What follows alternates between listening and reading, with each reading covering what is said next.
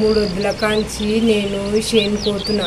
చేనుకి ఏమంటే చేనుకైనా కానుంచల్లా కడుపులో ఒకటే నస ఒకటే కడుపులో మంట అందుకనే పిజ్జాను కొనుక్కుందాము అని ఆలోచన చేస్తే పిజ్జు కొనుక్కుందాము ఇట్లా పోదాం అన్నప్పుడల్లా నా బిడ్డ ఒకటే కసదు మోటే అందుకనే ఇది కాదురా నాయన అని చేనుకోతే అయినా పిజ్జుని కొన్నా కూడా చేనుకి తీసుకోనికే రాకపోవచ్చు కాకు చేనుకి పిజ్జుని ఆడ తీసుకోవు అందుకనే ఈ పాతది బట్టు ఉంటే మా ఇంట్లో బట్టతోటిగో పాయింట్ బట్టతోటి ఇట్లా బాటిల్కి చిన్న పిజ్జు లాగా తయారు తీసుకొని పోవచ్చు. ఆయన పిజ్జు చేనుకి తీసుకోనికి వస్తుందా రాదు.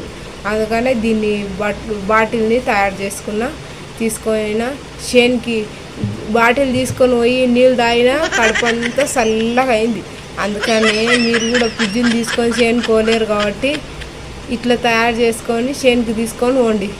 పిజ్జులో నీళ్ళు తాగినట్లు ఉంటుంది, కడుపులో మంట కూడా లేవదు తెలుసా. మరి లేకుంటే